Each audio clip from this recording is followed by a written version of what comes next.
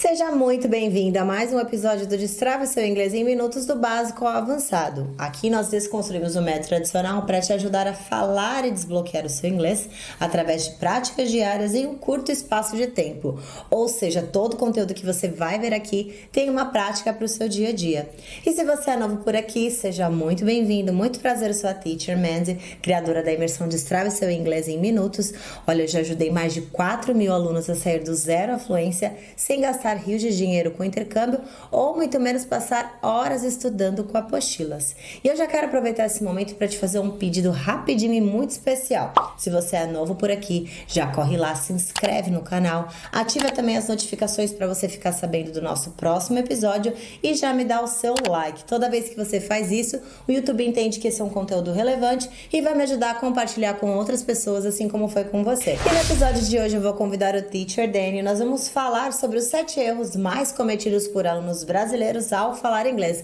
Então, se você tem medo de falar inglês, fica com a gente até o final desse vídeo que nós vamos te mostrar o que você precisa fazer para perder esse medo de uma vez por todas. E eu já quero começar fazendo uma pergunta que todo mundo quer saber. Vamos lá! Na sua opinião, quando se trata em falar inglês, qual é a maior trava dos alunos brasileiros?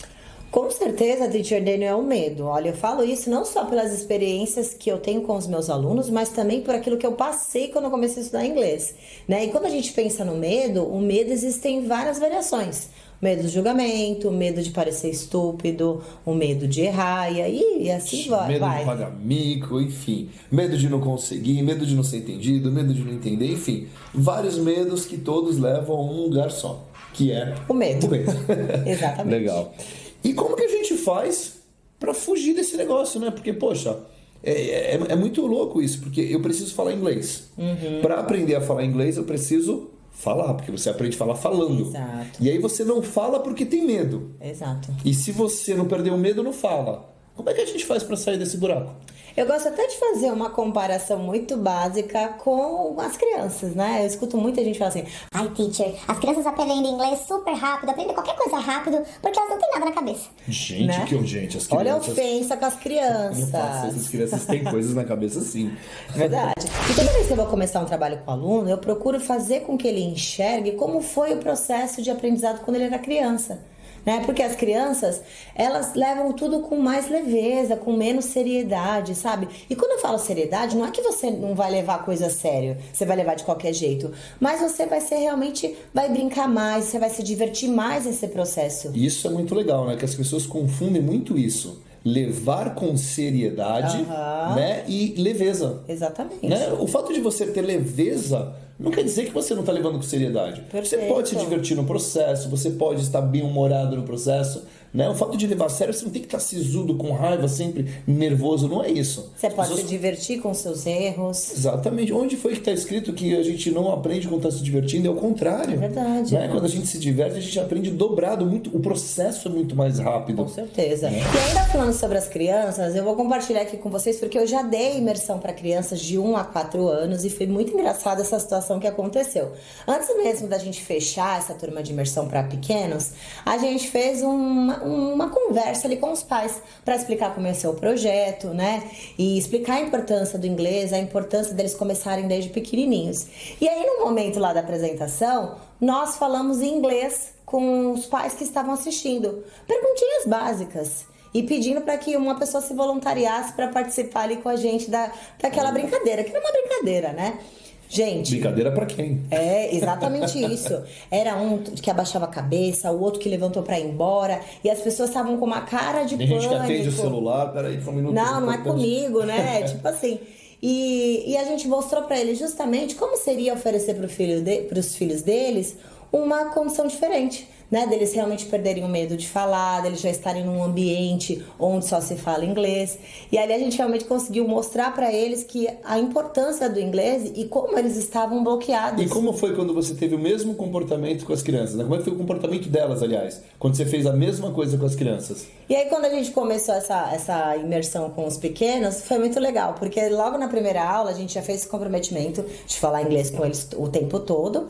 E a gente brincava que nós éramos personagens personagens da Disney, que a gente não sabia falar português. E ao contrário dos adultos que se esconderam, que ficaram morrendo de medo, eles vinham querer conhecer mais a gente, ficavam tentando entender o que a gente estava falando, e assim eles começaram a falar as primeiras palavras, e quando a gente menos esperou, eles já estavam conseguindo se comunicar, lógico que no nível deles. Bom, Titi, legal. Agora conta pra gente. Já entendi que o medo de falar inglês é o que paralisa todo mundo, né? Como é que a gente faz pra gente fugir desse buraco do medo? A gente não vai deixar vocês na mão, não. A gente fez um passo a passo para você eliminar o medo de falar inglês de uma vez por todas. Então, eu diria que o passo número 1, diferente do que muita gente pensa, né? Porque, assim, quando a gente tem um comportamento que a gente considera, a gente julga ruim, a gente tem o hábito de ou se afastar dele ou tratar ele com raiva, com tristeza, de não aceitar aquele comportamento, né? E ao contrário, toda vez que você tem um comportamento que você considera ruim ou que você não acha bom, é importante que você aceite esse comportamento porque ele tá lá por algum motivo, né? Então, o primeiro passo é você fazer as pazes com os seus erros. Como assim, teacher, fazer as pazes com os erros? Curioso isso, né? E isso é bem verdade mesmo, porque eu vejo muitos alunos meus, toda vez que eles erram, eles fazem uma cara de fúria. Ai, não acredito, errei de novo, como se aquilo fosse algo ruim. E de verdade, é importante fazer as pazes com os erros, né? Porque são eles que vão levar a gente para o acerto. Perfeito, levar com mais leveza mesmo, sabe? Aceitar que esses erros, eles fazem parte do seu aprendizado. Aliás, frase do Einstein, né? Se você não está errando, significa que você não está aprendendo nada novo. Verdade. Porque a aprendizagem consiste em erros. Com certeza. Então, gente, quer aprender algo novo? Erre. Erre muito. Legal. Uma vez que eu entendi que os erros são o caminho, o que eu faço agora? Então, nesse passo, o que você vai fazer? Você vai usar os erros para aprender. Então, a partir do momento que eu identifiquei que eu errei alguma coisa, que eu não sei alguma coisa, o que eu vou fazer? Eu vou usar aquilo como uma oportunidade para aprender coisas novas. Então, quando você erra, você não erra. Você ganha uma oportunidade de aprender o certo. Exatamente. É muito legal, porque lá no meu Instagram e também nas redes sociais em geral, eu costumo fazer bastante desafios de inglês. E aí eu recebo muitos comentários do pessoal falando assim: ai, teacher, poxa, eu errei tantos. O foco é sempre no que a gente erra. Teacher, eu errei tantos, eu errei 5, eu errei 4. E eu sempre procuro mostrar para os meus alunos que, na verdade, você não errou 4. Se o teste tinha 10 questões e você acertou 6, você acertou 6 questões e você teve uma nova oportunidade de aprender 4 coisas novas. Legal, então você acertou 6 e aprendeu 4. Exatamente. De qualquer jeito você ganha. Muito Exato. bom. Se você tiver essa mentalidade, olha como isso é possibilitador. Você vai aprender inglês muito mais rápido. Legal. Então, o segredo nessa etapa número 2 é a gente entender que cada erro, na verdade, é um ponto de melhoria. Exato. Né? Cada vez que você erra alguma coisa, você tem ali uma evidência de algo que você precisa melhorar. Né? Então, já tem o mapa da mina. Legal. E qual que seria o terceiro passo? E no passo número 3, é o momento que você vai encontrar um modelo que esteja falando inglês do jeito que você gostaria, de forma correta, para que você possa corrigir aquilo que ainda não está certo. Ah, legal. Porque a partir do momento que eu identifico os meus erros, né? Inclusive é uma coisa que a gente tem que tomar muito cuidado por aí. Tá? Porque tem muita gente que ensina apontando os erros no momento que a gente está falando, e isso é um negócio muito negativo. Porque quando você aponta um erro no momento da fala, você ensina para o aluno imediatamente o que está errado. Perfeito. E ali é gerado o medo de errar.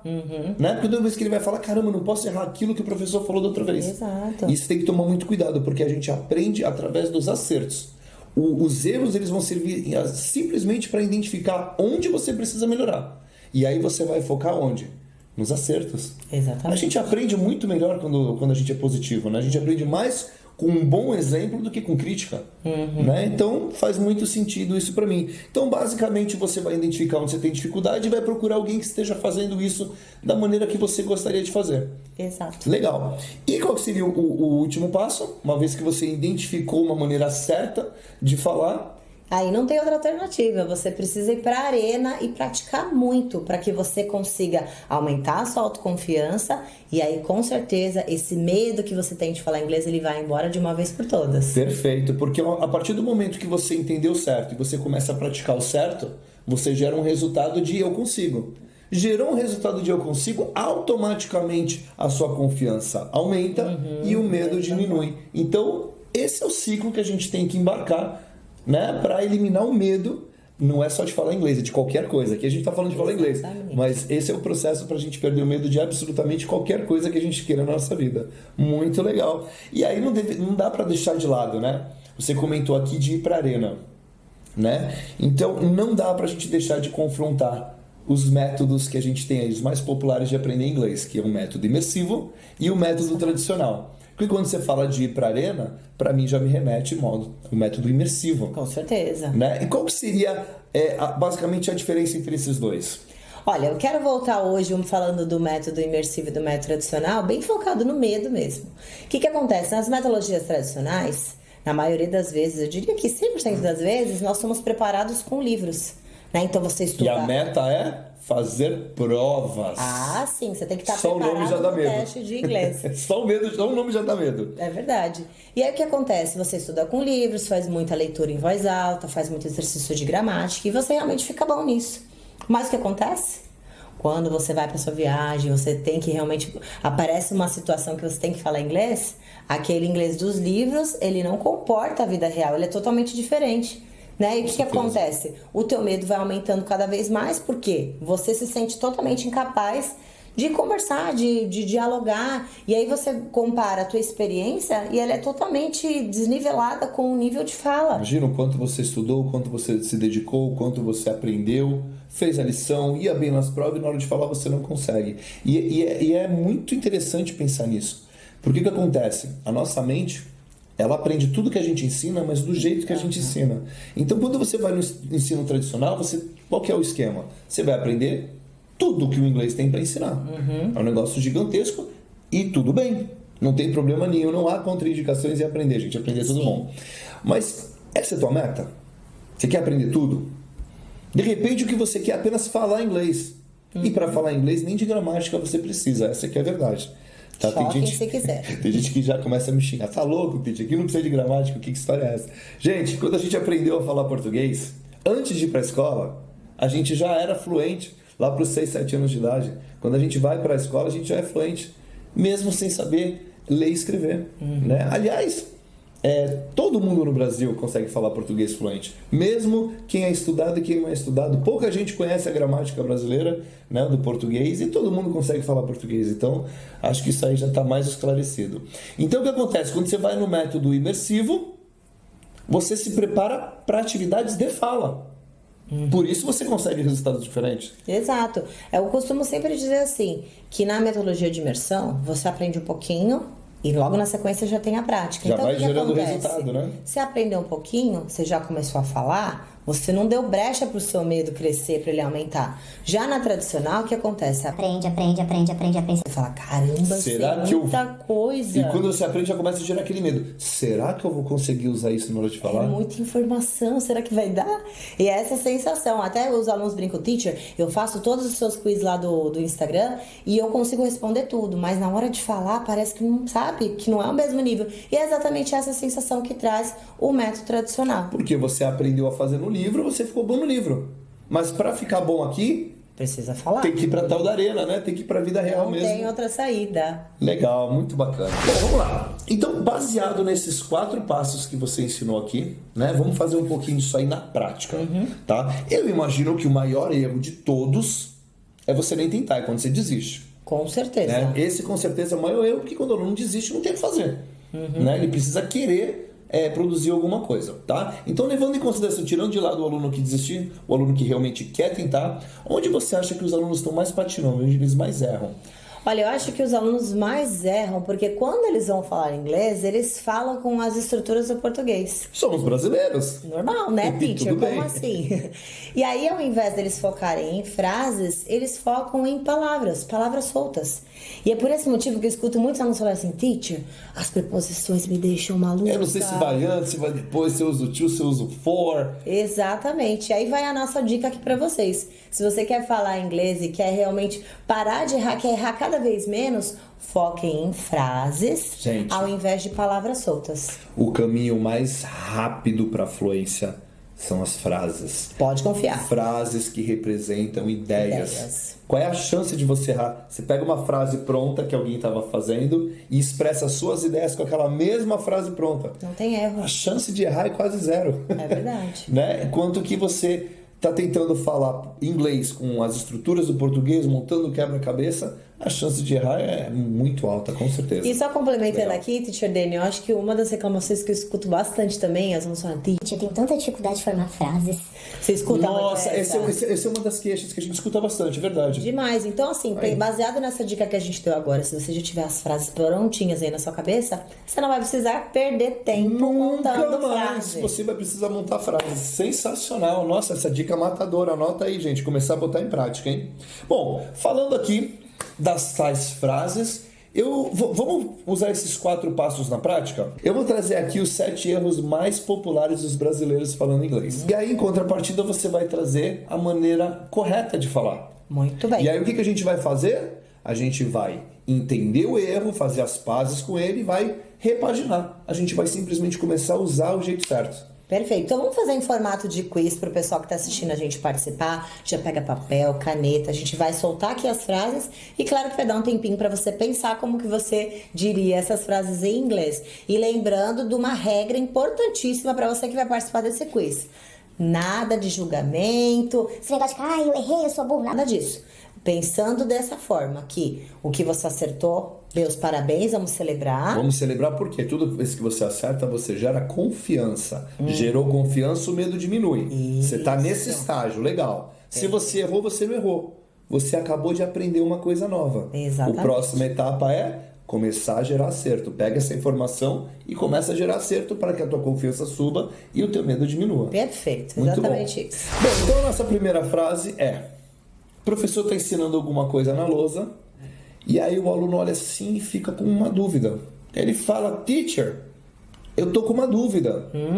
Muito bom. E aí, como que você diria isso em inglês? I have a doubt or I have a question. Muito bem. Então, se você respondeu I have a question, parabéns, você acertou. E olha, esse é um erro muito comum, né, Teacher Daniel? Eu escuto muitos alunos dizerem, Teacher, I have a doubt. Não, you don't have a doubt. Quando a gente está nesse contexto de querer fazer uma pergunta, fiquei com uma dúvida de um vídeo que eu estava assistindo, estava numa sala de aula e não entendi alguma coisa, a gente usa I have a question. E quando que a gente usa I have a doubt, Teacher Quando eu Daniel? estou com desconfiança daquela informação. Isso aí não me parece certo, não. Acho que o professor está inventando. Muito bem. Uma outra situação também que você pode usar é quando você não está certo de alguma situação. Imagina que eu vou me casar com o Teacher Daniel e chega lá na hora, tá tudo pronto, todo mundo esperando a noiva entrar e eu começo a me questionar se realmente deveria casar com o Teacher Acho que Daniel. esse cara não é bom sujeito, não. Então, quando você começa a ter esses pensamentos de será que eu deveria ou não para essa situação, nós podemos dizer I have a doubt, but I don't have a doubt. Tá difícil superar esse negócio de ficou com dúvida na hora de casar com ele. Nossa, quase caiu uma lágrima aqui, gente. Oh, meu Deus, era só um exemplo, eu tava brincando.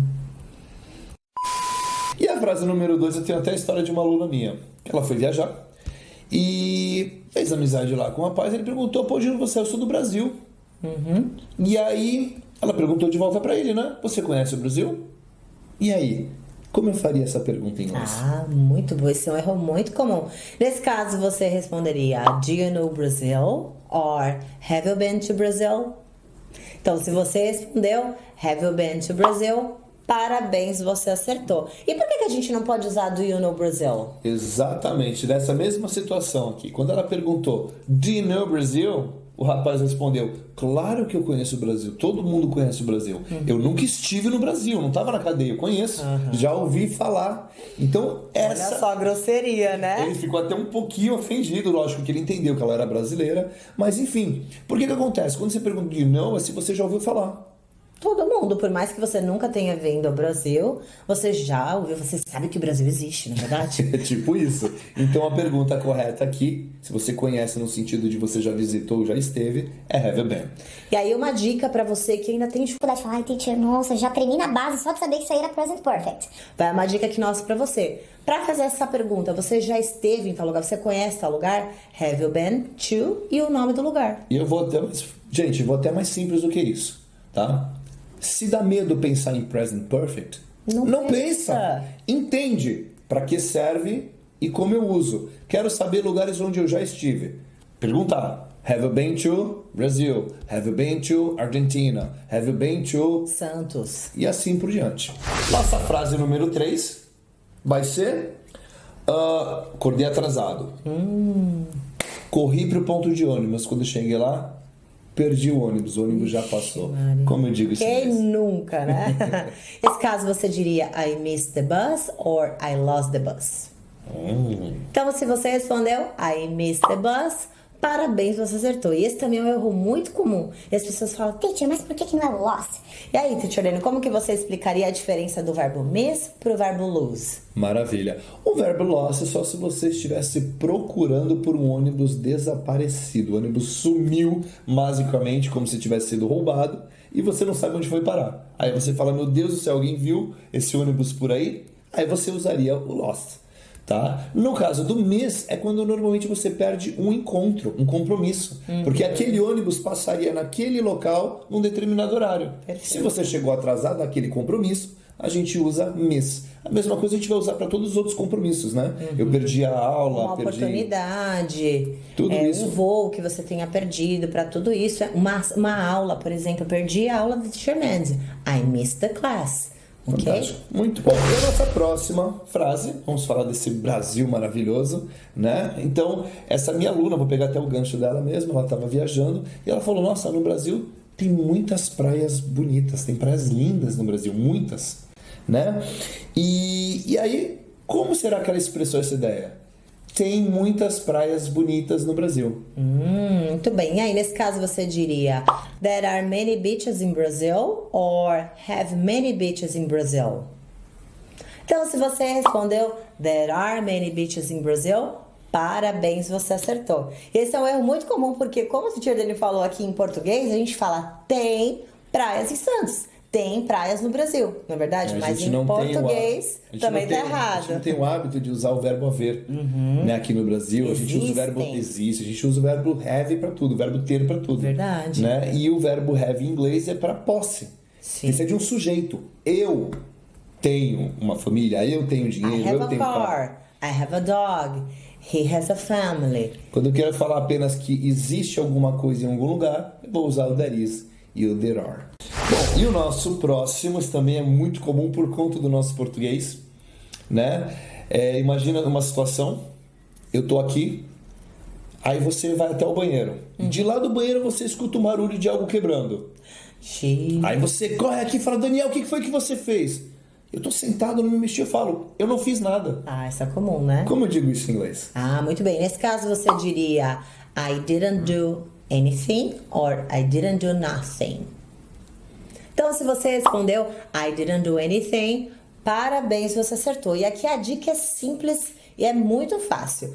Pensa assim, ó, aqui numa frase em inglês você não vai ter duas negativas. Então, você não poderia responder I didn't, que é negativa, do nothing. Duas negativas, dá confusão, não pode. Então, lembrar que você vai ter que ter uma negativa na frente e depois uma positiva. Então, I didn't do anything seria a forma correta. Aqui no Brasil, quanto mais não você coloca na frase, mais você está negando. Né? Não. Em inglês a gente não pode fazer isso. Inclusive, um jeito mais comum que os americanos usam para expressar esse tipo de negativo é I did nothing. Tá? Esse é, inclusive, muito mais popular. Muito bem. E o nosso próximo erro também é muito popular aqui no Brasil. Muito. Quando eu vou fazer um convite para você. E aí, vamos para a festa? Ah, posso responder? Eu quero ir pra festa. Lógico, vamos. Vamos lá, nesse caso você diria Let's go to the party or Shall we go to the party? Tem gente que torce o nariz. Shall we go to the party, sim. teacher? O que é isso aí que eu nunca ouvi falar? Muito bem, então se você respondeu Shall we go to the party? Parabéns, você acertou. Parece estranho, mas já comece a se acostumar, porque esse é o jeitinho certo de você perguntar se alguém quer uma festa. Bora? Vamos lá pra uma festa? Mas por que, teacher? Porque o let's, a gente pode usar o let's na forma afirmativa. Não vai existir o let's com um ponto de interrogação para fazer pergunta, tá? Então, let's go to the party está incorreto. Se você quiser convidar alguém para ir para uma festa, para qualquer outra coisa, lembra de colocar o shall we. Então, se eu fosse fazer uma pergunta, shall we go to the party? Yes! Agora, se eu chegar chegando, let's go to the party. Come on, let's go. Tá afirmando, não tá nem te perguntando, já vai te levar pra festa e pronto. Gostei dessa. Maravilha. A nossa próxima aqui, por mais simples que possa parecer, acreditem, eu escuto muita gente cometer esse erro Ai, tô curiosa, qual é esse erro? para falar das idades. Por conta do português, é claro. né? básico esse, é verdade. Por exemplo, quando eu vou falar a minha idade, eu vou dizer automaticamente, eu tenho 23 anos. Mentiroso. Já passou um pouquinho. Não foi um pouquinho, foi bastante. Tudo bem. Não vamos falar da minha idade, vamos falar da sua? Quantos anos você tem? Vamos lá. Então, se eu quisesse dizer assim, eu tenho 34 anos, ok? Como que vocês diriam em inglês? I have 34 years old, or I am 34 years old. Então, se você respondeu, I am 34 years old. Então, se você respondeu, I'm 34 years old, parabéns, você acertou. E como o teacher Daniel falou, esse é um erro muito comum, até alunos que já estão estudando um tempo inglês, porque é automático, a gente acaba traduzindo para o português, na verdade? Então, em português a gente não fala, eu tenho 34 anos. Em inglês também vou usar o verbo have. Nada disso. Para falar da nossa idade, a gente vai usar o verbo to be, ok? Aproveitando esse comentário que você fez, né, falando do português, a gente fala assim, eu tenho 34 anos. E para ali no years. Sim. Se você fizer isso no inglês, também está errado. Por quê? Em inglês, ou você fala I am 34 years old, ou você para no número I am 34. Só tem as duas opções. Colocar o years tem um outro significado que não tem a ver com a idade. Tá faltando coisa aí. Maravilha? Muito bem. É isso. Então, qual que é agora a sua missão como aluno que está fazendo esse quiz, acompanhando esse vídeo até agora? Olha só. Primeiro passo, entender e fazer as pazes com os erros. Já entendi. Segundo passo, nós trouxemos aqui para vocês 7 erros bem populares entre os brasileiros. Se você comete esses erros, hoje mostramos para vocês o jeito certo. O que você precisa fazer? Pegar o jeito certo e levar para a arena. Começar a gerar confiança. Dessa maneira você aumenta a confiança e diminui o medo. Exatamente. E aí, como nós falamos no meio do vídeo, gente, não tem fórmula mágica. E a melhor maneira de você eliminar esse medo de uma vez por todas é indo pra arena. Então pega essas frases que a gente ensinou agora pra vocês, porque até agora você estava aí no papelzinho, fazendo suas anotações. E coloque em prática. Poxa, teacher, como que eu falaria a minha idade em inglês? Como que eu falaria perguntaria se tal pessoa já esteve no Canadá? E faça essas perguntas, vá pra arena e pratique. Eu tenho certeza que esse medo, ele vai embora de E verdade. lembra de uma coisa, gente. Vocês fizeram as anotações e tudo bem. Na parte da preparação vale tudo, vale dicionário, vale tudo. Mas quando a gente fala vai para arena, quem vai para arena são vocês. Sem papel. O papel fica, tá? Por quê? Se você levar o papel para arena, na hora que você for falar ou fizer a sua prática, né? Que eu gosto de falar que são sempre 2 etapas a fala. A preparação, onde você coleta material, e a parte da ação, onde você simplesmente fala. Sim. Você tem que levar para a prática. Se você levar o papel e ficar lendo, você não está praticando fala livre, você está praticando leitura em voz alta. Quando tirar o papel, a mente vai bugar. Exato. Não Então, funciona.